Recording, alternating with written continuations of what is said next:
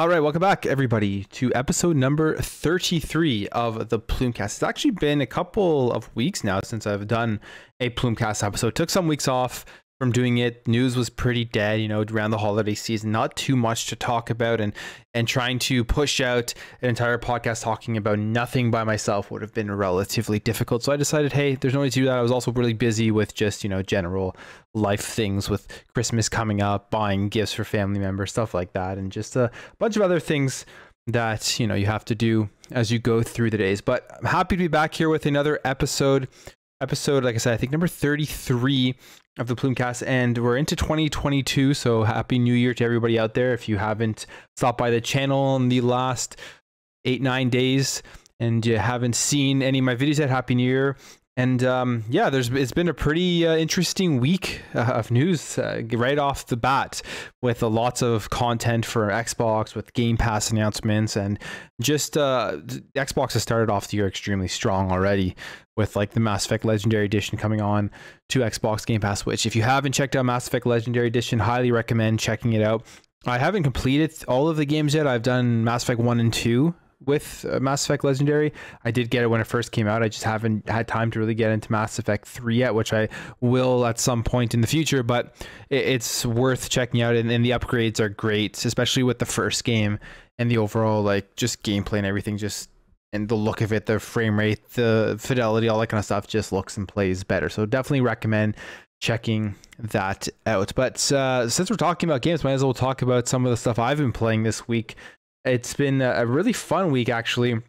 I've been jumping around to a bunch of stuff. Of course, Halo Infinite's it's always in my rotation of games that I'm playing, getting through the Tenray Fracture event. So trying to unlock all of that stuff. I believe that ends on 10th of January. So I think I have 2 more challenges I have to complete before then. So before tomorrow, gotta get on that. So I've been playing some Halo Infinite, always fun. Been playing what was the game I just finished? Olia came out on Game Pass.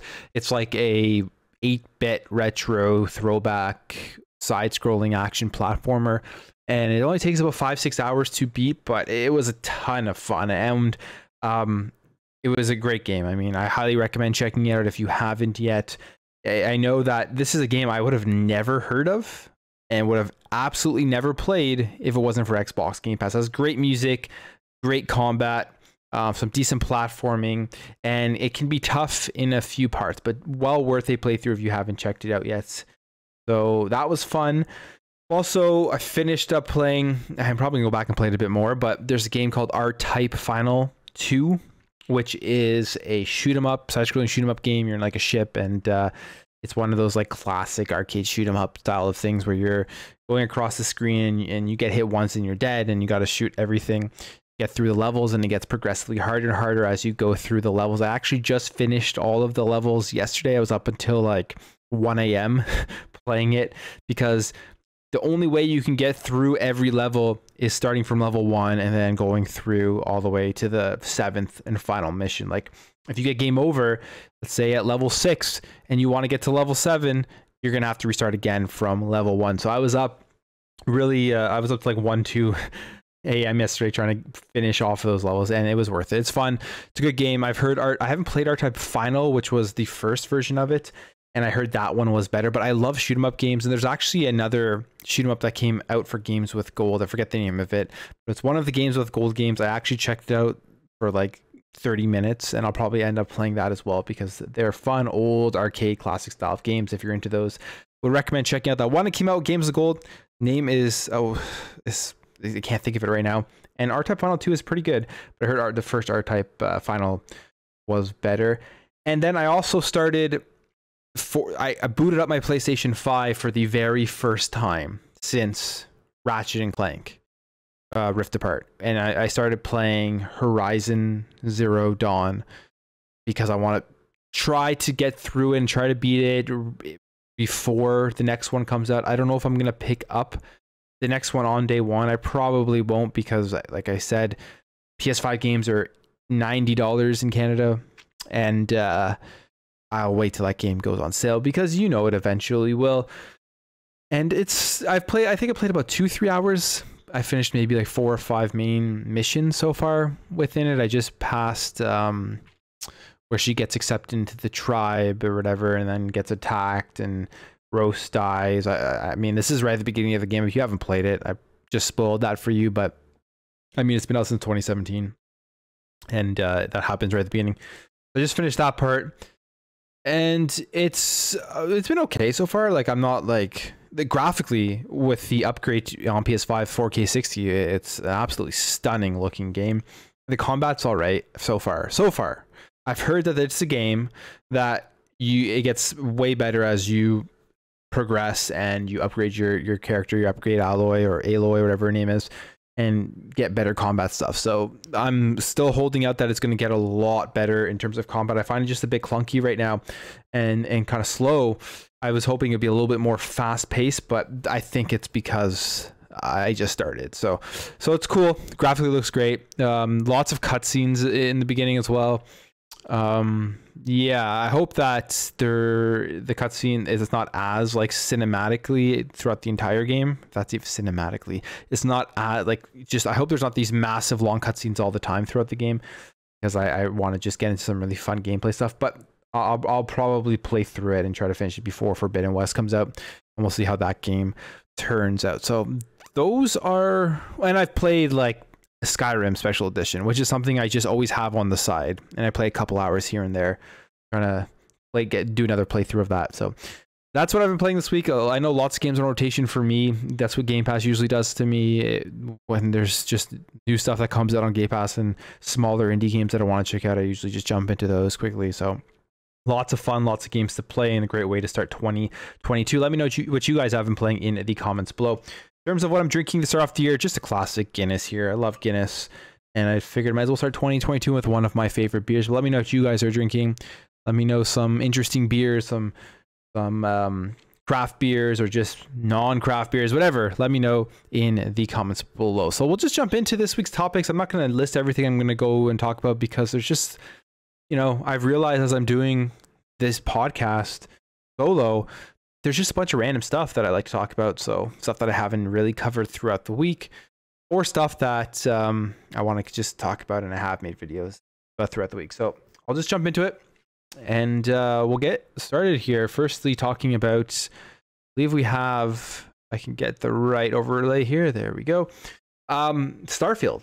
So I just saw this tweet the other day, and I just wanted to quickly go over it. It's from Skullsy TV, who's a YouTuber, and got a screenshot or something sent to him, or I don't know exactly where the source is from, but it's of Starfield and what is happening right now with the development of the game.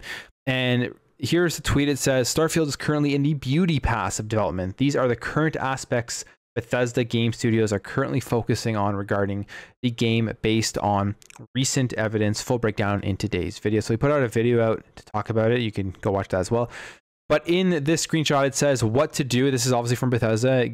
I was presenting this to the development team.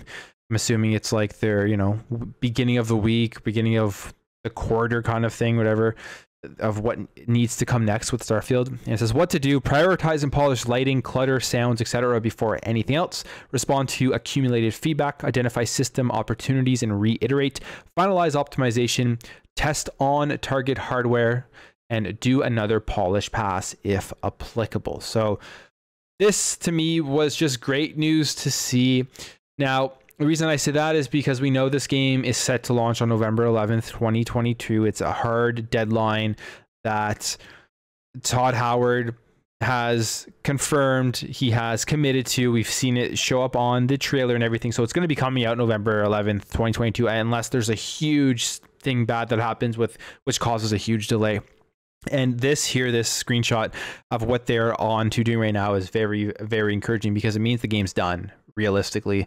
And they're just kind of polishing it off and making sure that when it is released, there are not many bugs. I mean, there's always going to be bugs in every game, which is kind of unfortunate, but there probably will be less bugs if they're at a state right now where the game is virtually finished. And hopefully this means that the graphics and everything are going to just look great and get an extra coat of paint.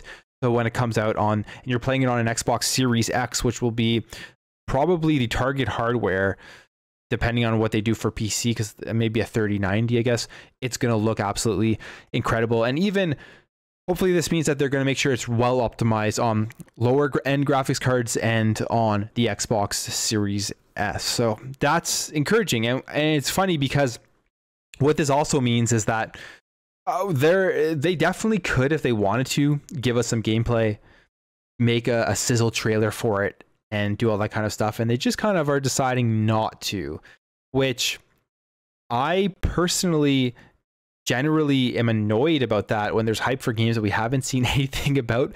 And I've talked about this in previous videos, but for some reason, I'm giving Starfield a pass on this because it's the first big new IP from Bethesda in so many years. The first new one from Todd Howard. We know their pedigree. And the less they show us, the more mystery we're going to have when the game comes out. And I think that will be even better for everybody. I think that if we just are discovering everything together as gamers, like when the game launches on November 11th, without seeing any trailers and saying, oh yeah, I saw that in the trailer a couple of months ago, I saw that in the gameplay deep dive that they did, but we're literally discovering it as we go. I think it could be a pretty magical experience for this game, because you know what? I said this about Halo Infinite with 343, and everybody was really doing that fear, uncertainty, and doubt bullshit about the game. Especially the campaign. I was like, you know what, I'm going to give 343 the benefit of the doubt. They have incredible gameplay. They've proven that. They've shown that they can do a decent story with Halo 4, and I think they're going to knock it out of the park with Halo Infinite. Now, yes, the game wasn't perfect. It's still missing co-op, still missing Forge, but the core gameplay and the core campaign of Halo Infinite was very, very well done and extremely fun. And I'm almost positive, 99% positive, that Starfield, when it comes out, is going to be very similar in terms of it just being an absolutely incredible game that people will be talking about for months and months and years and maybe decades, like they do with Skyrim. So good to see that in the what to do section right now of Starfield, they're virtually done the game. Final steps, final polishing, final optimization, final testing, and the game should be good to go on November 11th, 2022. And I can't wait. Game Pass, Xbox, PC. And if you're out there on PlayStation and you want to play this game, literally just sign up to Xbox Game Pass. That's how you're going to have to play it, and it will be well worth your subscription. You will see, if you've never played Game Pass, if you've never subscribed and seen the catalog in Game Pass before. So we'll leave that there, and we'll jump over to some more a couple PlayStation topics here, and then we're going to end off with a Sega thing I want to talk about quickly. But throughout this week, there was a decent amount of Xbox news, but I don't make videos really about specific PlayStation news. And generally when I cover it, it is in the podcast, because I still am interested in what is going on at PlayStation. Believe it or not, I still follow it. I still want to know. And I like to talk about it on the podcast. So there was two things that people were talking about this week. The first one here has to do with Days Gone. And Days Gone is an interesting game for me. I've given this game 2 chances. I've played it twice, but I've never completed it. I've gotten bored both times, about 10 to 12 hours in, I would say. Around there. Where I just found it super super repetitive, and just kind of boring-ish, and the gameplay wasn't, like, I don't know, it just wasn't there for me. I don't know how else to put it. It just didn't keep my attention. Whereas when you think of like repetitive games that people like to rag on, but that keep my attention, are like Assassin's Creed. I don't know. There's something about Assassin's Creed that just keeps my attention, even if it's doing the same thing over and over again. And I think it's because of how fine-tuned and how fun the gameplay is in those games. And maybe with Days Gone, it didn't hit the mark for me. But the game still is a decent game. I'm not going to say it's a bad game whatsoever by any stretch. If you've played it, you've checked it out, you'll see there's a lot of quality within that game. And the problem is, the game apparently sold very well, and Sony kind of shut it down and didn't allow a sequel. Now, this was talked about on Twitter by Jeff Ross, and Jeff Ross was the game director for Days Gone, and he's left Sony now, but he was obviously very disappointed that they didn't allow Ben Studios to do a sequel of the game. And here is what Jeff Ross says on Twitter. At the time I left Sony, Days Gone had been out for a year and a half and a month, and sold over 8 million copies. It's since gone on to sell more and then 1 million plus on Steam. So as we know, they also released it on PC, one of the first few PlayStation games so far that they've put out, and they're continuing to put more out. Thank you to is on to say local studio management was always made us feel like it was a big disappointment. So obviously he's calling out Sony for the fact that the game sold extremely well. They weren't able to do a sequel, and then PlayStation and Sony made them feel like it was a game that didn't meet the marks that they wanted it to meet.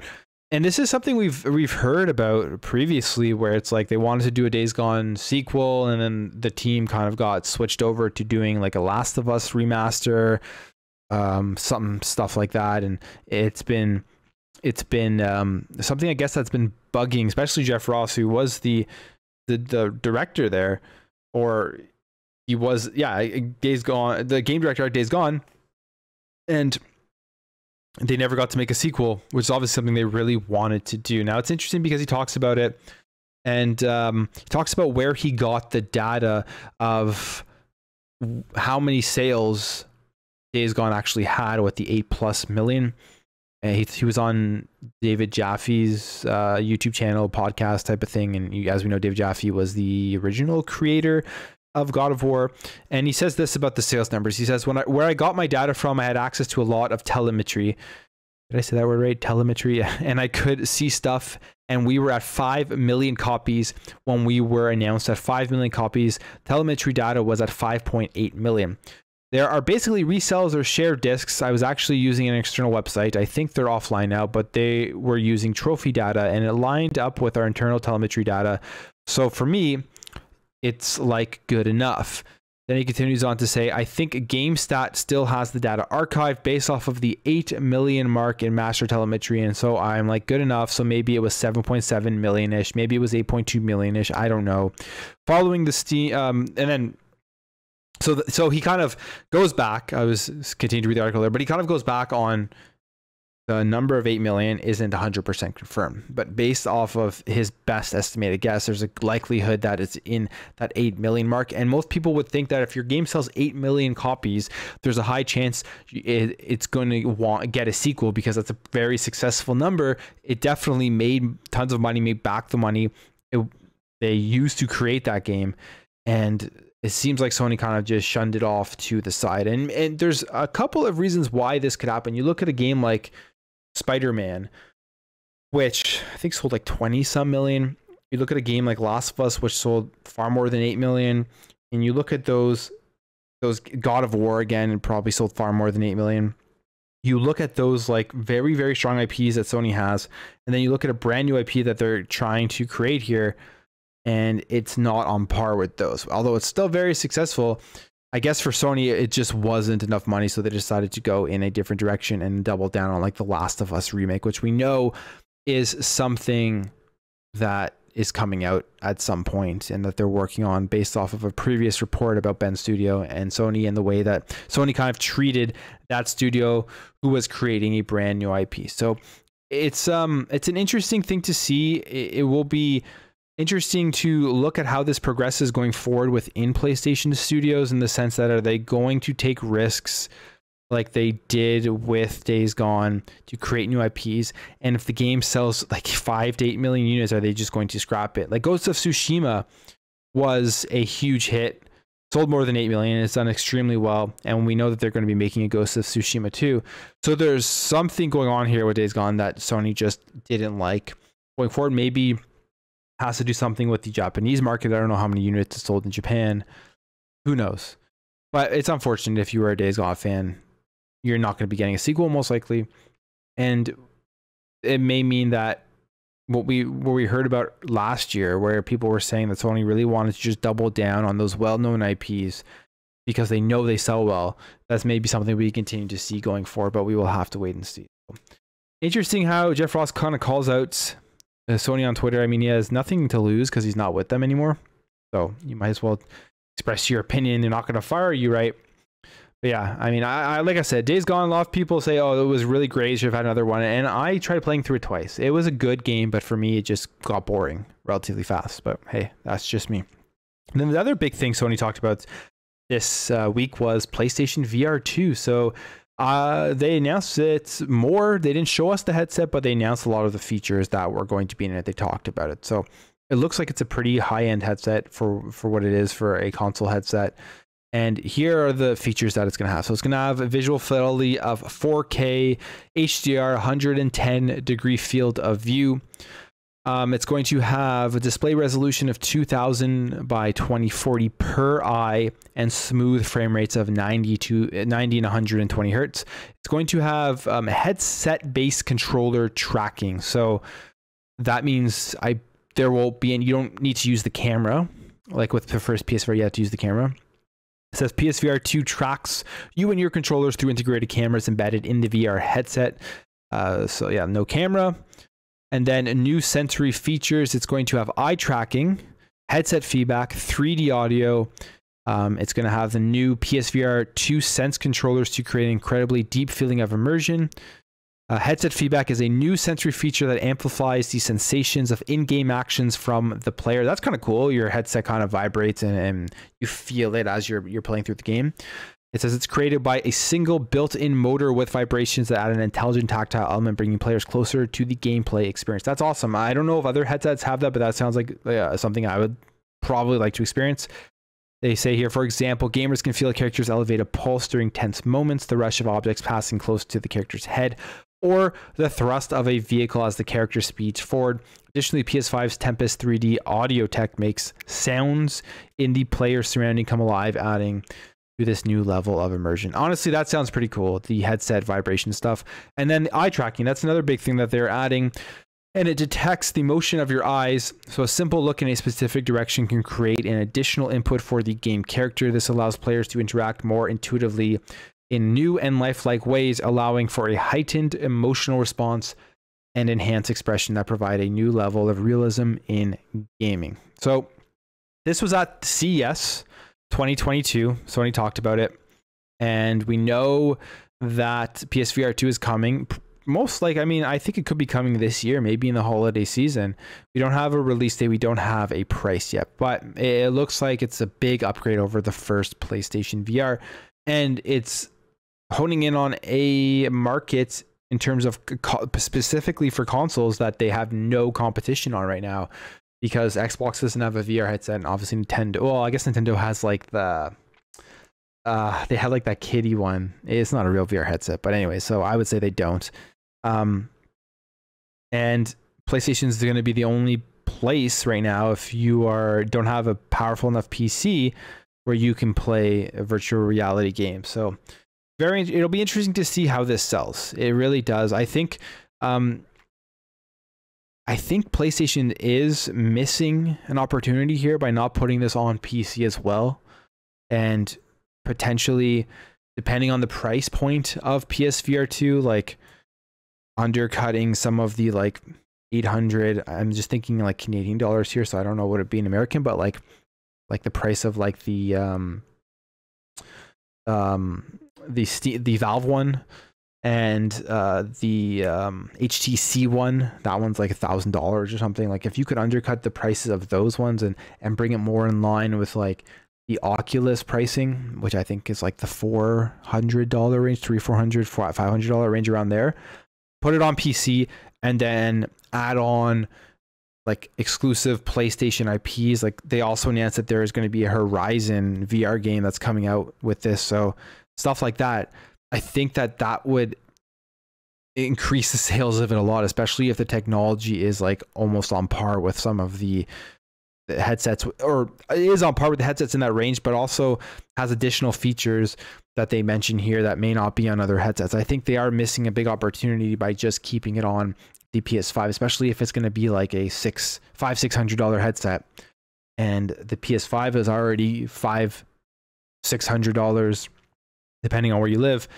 The $1,000 setup, $1,200 setup, if you want to get all of this stuff. And obviously PS5 is still new, so the install base is still really good with like 10 million plus or whatever. We don't know how many of those are actually within consumers' homes though. Like there are definitely some that aren't within consumers' homes. It could be a slow start for PSVR 2 when it launches. That's my whole point about that. But we'll see. I mean, PSVR, the first PSVR came out. I actually got the first PSVR, And to me, it was good. I barely played it though. I played it for like the first couple of weeks, and I gave it to my dad because my dad loved playing the Creed boxing game to like work out. And that's still how it's being used to this day. I haven't touched it at all in a very long time. Besides, it's funny that how this all coincides, but besides just recently, I went over and tried out the Iron Man game. The Iron Man VR game, which is kind of cool. Played it for like 30 minutes and then I haven't touched it since. I probably won't go back because it was like $10 to buy or whatever. And yeah, this VR headset sounds like a lot better. One of the biggest drawbacks I had from the first VR was the screen door effect. If you had never experienced VR before you put on the PlayStation VR headset, you were amazed, but it died fast because of the lack of immersion with the screen door and the low resolution, and then the light. Like the PSVR headset does a very bad job of keeping the light out from the exterior. And I hope they really work on that with the VR2, because that's one of the biggest things I found that also ruined the immersion for me. And even now, like when I went back and tried it, I hadn't really played VR in years. And I put the first PSVR headset, I put the original PSVR headset on, and I just didn't feel that immersed, to be completely honest, just because of the light. And I had it on right. I know people are gonna say you didn't have it on right. Now I had it on right, 100%. And there was still like light seeping in. Maybe it's because of my facial construction, but the screen door effect. I mean, the low resolution on that first headset, which just wasn't great. And I'm playing it all. But I also at the same time I was playing it off of a PS4 Slim, so maybe that has something to do with it. I don't know. But I'm happy to see that this, like, I'm all for this coming out. Like, it looks cool. I may check it out. We'll have to wait and see. I probably would still kind of opt for one of the PC VR headset if I got back into VR. And the question is Xbox ever going to release a VR headset? You know, I don't think so. I really don't think so. I don't think it's worth it to them. There probably isn't enough money in it. Like, they're probably not going to make nearly enough profit off of releasing VR. What I do think they should do, though, is why not just open up the Xbox if it's possible? If it's possible, why not just open up the Xbox to support VR games that, I don't know, that are on PC, that are on Steam, and you can plug in your the Valve one, whatever it's called, HTC one, and Oculus into your Xbox, and it works because it can support it. Like, it's powerful enough console for it to work. So I feel like that's what they should do. And I wonder how that all work with like licensing and deals they would have to make. But I think that would be like a decent thing to look into, and then maybe they could make some money off of it too, because you could support those games on the Microsoft Store, and then obviously you get a profit sharing from it. So from a business perspective, it could make sense. I don't really know, but from a consumer's perspective, I think that would be the best solution if they just opened up the Xbox to support any VR headset out there. And then from PlayStation side, I have no idea why they're not putting it on PC as well. It seems like they're really missing out on that. So let me know what you guys think about VR and the VR2 headset. And okay, so it's enough about that, but NFTs, let's move on to NFTs, because we know NFTs are big elephant in the room now when it comes to gaming. People hate it. I've seen very little people that actually support it. I see a lot of people just kind of jumping on the hate bandwagon, even if they don't fully understand NFTs.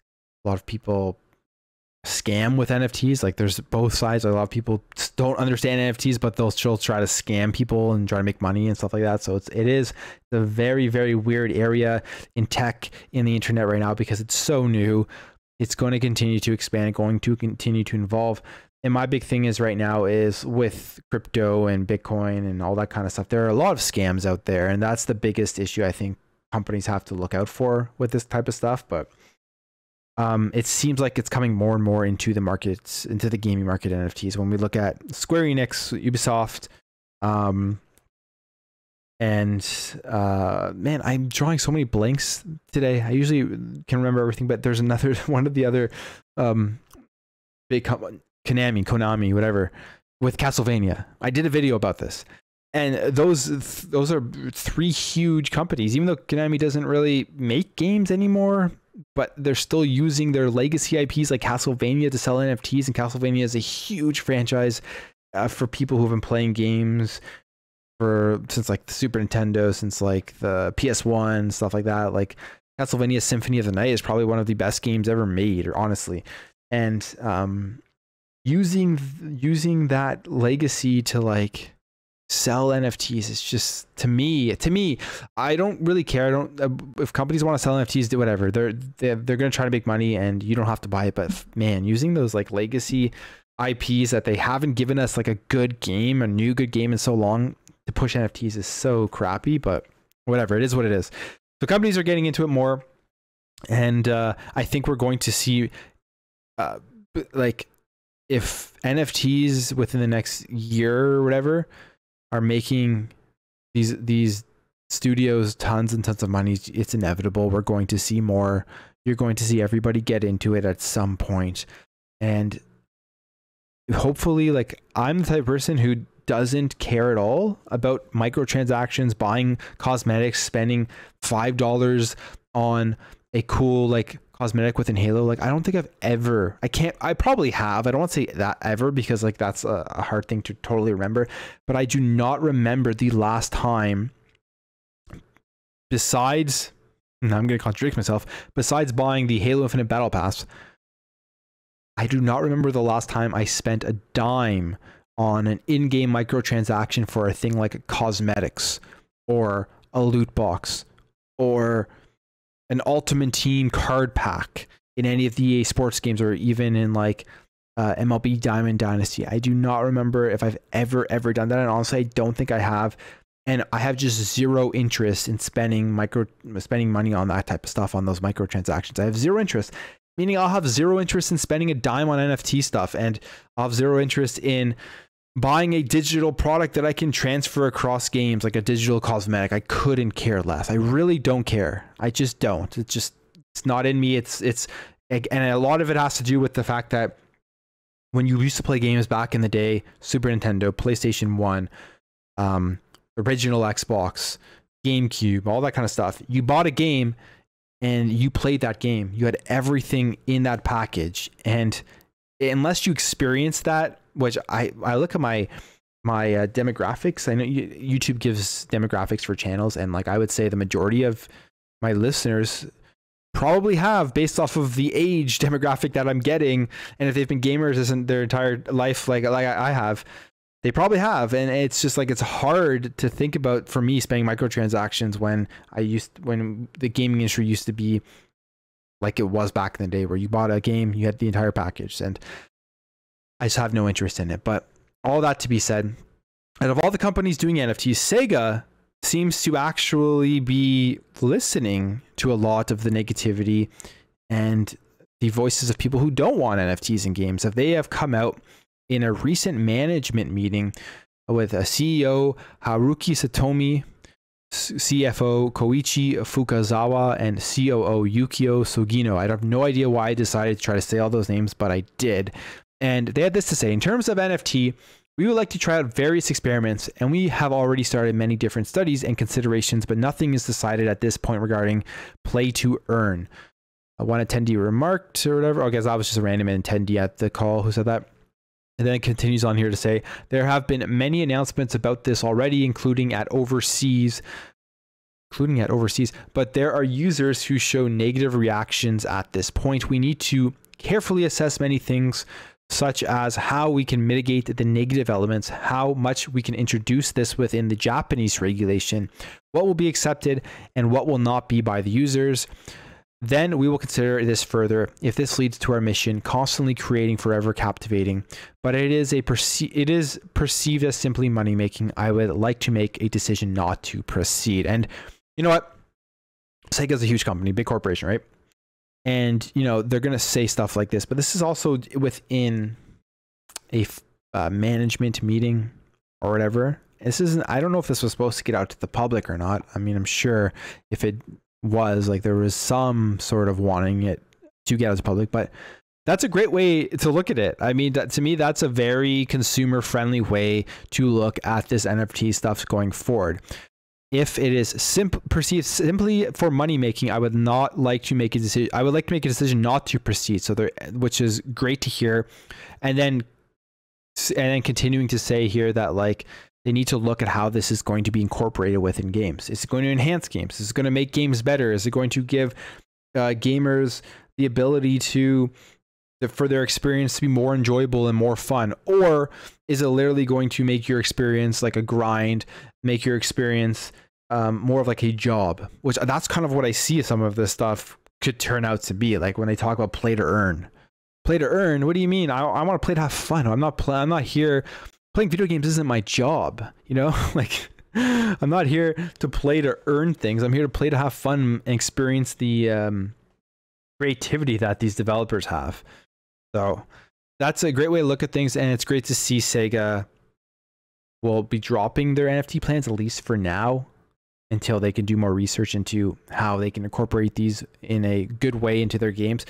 And we know Xbox, Phil Spencer has talked about NFTs, and they kind of have the same mindset, it seems like, around NFTs, in the sense that they got to make sure that these NFTs are not predatory in any way, like, or they're not going to have them on in Xbox, not going to have them within the Microsoft Store, and they're probably going to stop them from, or certain developers, I guess, from having that stuff within their ecosystem. And you know, Sega and Xbox have a great relationship. We know that already. We know, like, with the cloud-based stuff that they recently announced, we know just all the way back to like the Dreamcast days and how great of a relationship they've had, and they've continued that relationship. And maybe this kind of, they're thinking along the same wavelengths going forward with their games. Maybe they were trying to incorporate NFTs into Super Game, which is the big cloud-based thing that they were talking about, and that's going to be using the Azure architecture. And maybe Microsoft was like if you're going to put that on our platform, it can't be predatory. So they start rethinking all of the stuff. And obviously the fan feedback, which has been overwhelmingly negative on NFTs, plays into this as well. Generally, I think a lot of people on social media jump on to negativity because they see their favorite YouTuber do it, or they see some, and generally the favorite YouTuber is fake outraging. Like 99% of them are probably fake outraging on this stuff for clicks and views. And so they see that, so everyone jumps on the bandwagon, right?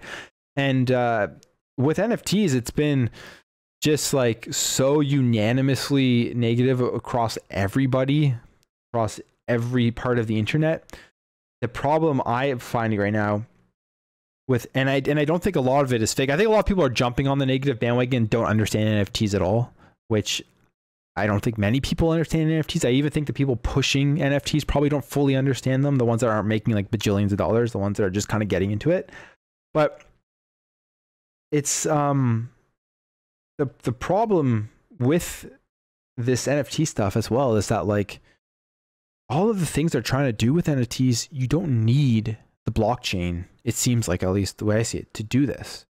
Like, one of the positives, one of the big things that I can see with NFTs, if they were not predatory, would be to be able to sell your cosmetics once you're done using it. Because how many times, not me, like, 'cause I've never done it, but how many times have you guys out there, or anybody listening, have you bought a cosmetic for a game and then you've never touched it? Like, that's $10. I know it's maybe only like $10, but $10 wasted after you've used it for a couple of hours, and then you don't go and play that game anymore, right?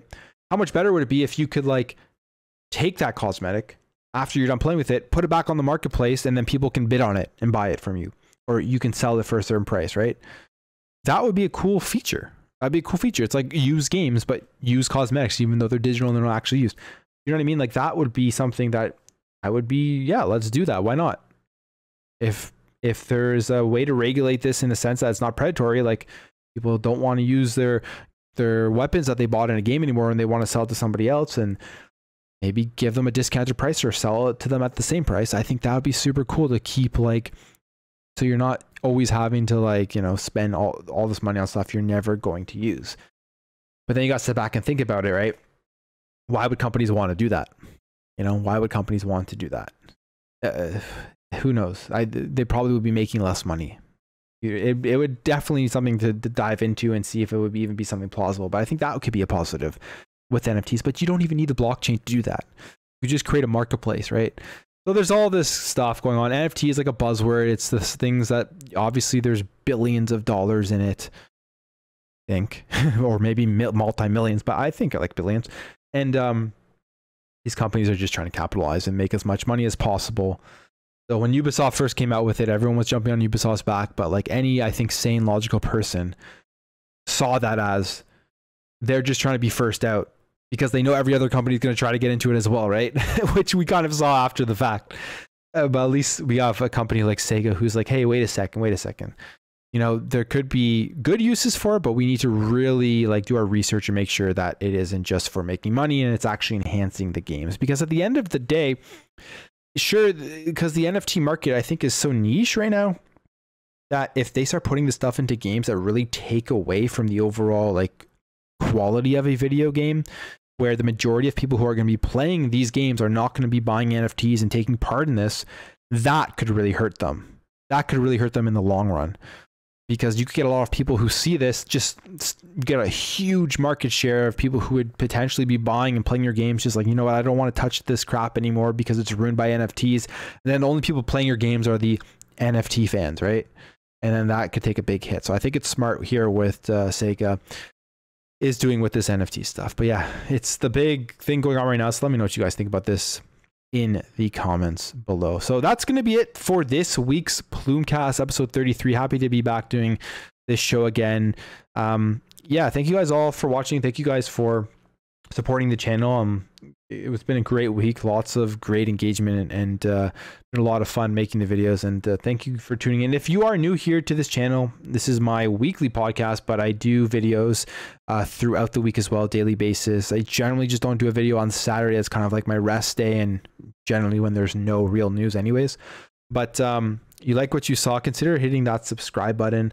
2021 was great. 2022, I'm hoping to hit 10K subscribers by the end of the year. I'm at 6,000 and some right now, so that'd be super cool.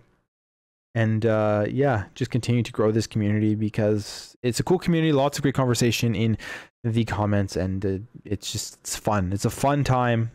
It's great to see all the discussion. And 2022 is going to be a huge year, especially for Xbox, but it's for everyone else. Like if you look at February, go look at the game releases in February and tell me you're not excited about gaming right now, because that is one stacked month.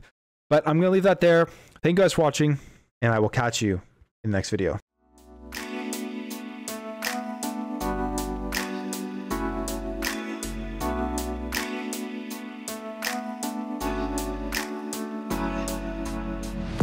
Bye.